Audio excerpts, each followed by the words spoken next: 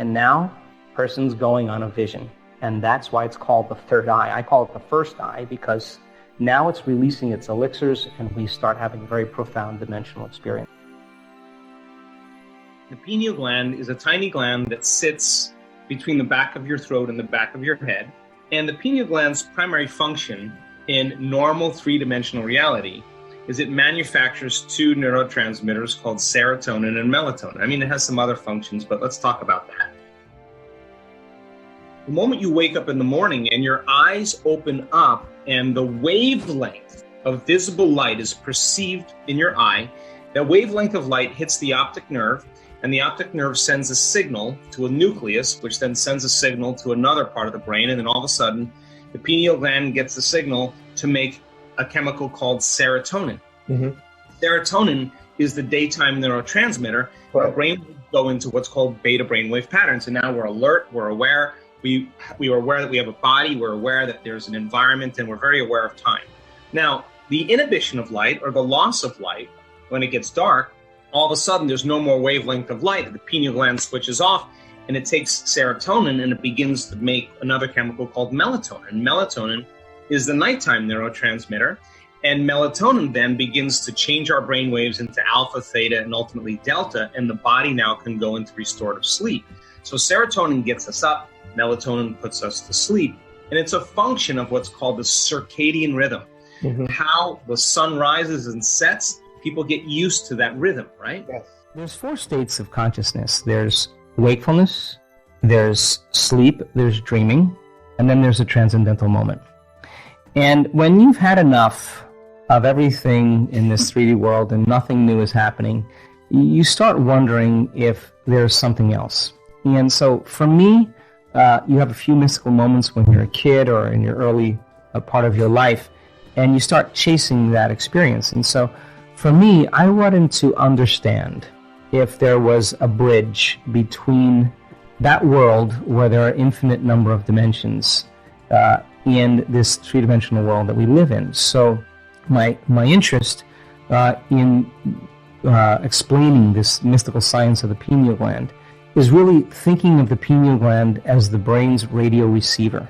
And it can only be activated through a certain process. The pineal gland sits right at the base of the third ventricle.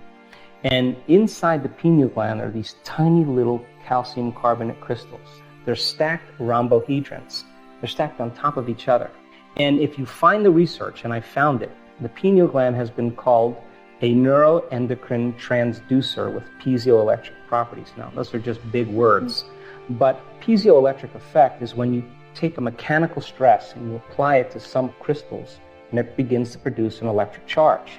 So then the act of inhaling and bringing that breath all the way to your brain with passion and squeezing those muscles, and yogis can do this really well, and holding your breath, you're exerting pressure against that pineal gland. Mm-hmm. And as you start to compress those stacked crystals, you begin to produce a piezoelectric effect.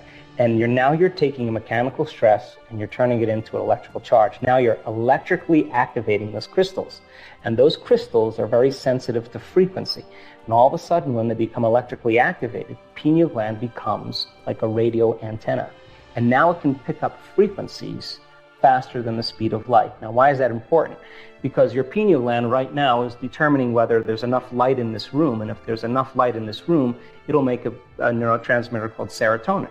And serotonin gets your brain up and awake, and you can function with conscious awareness. But when the light diminishes and there's an inhibition of light, serotonin is transmuted into melatonin. Melatonin is the nighttime neurotransmitter. It helps us to go to sleep.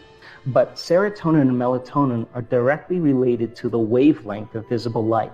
So then we're producing certain rhythms and chemicals in our normal waking day based on our environment.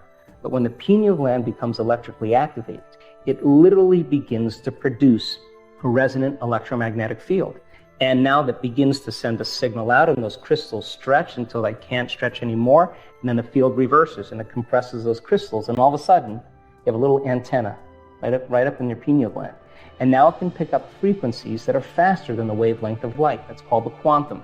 And all of a sudden now it will pick up a frequency and transduce. And a transducer is like a television. It takes a frequency and turns it into a picture.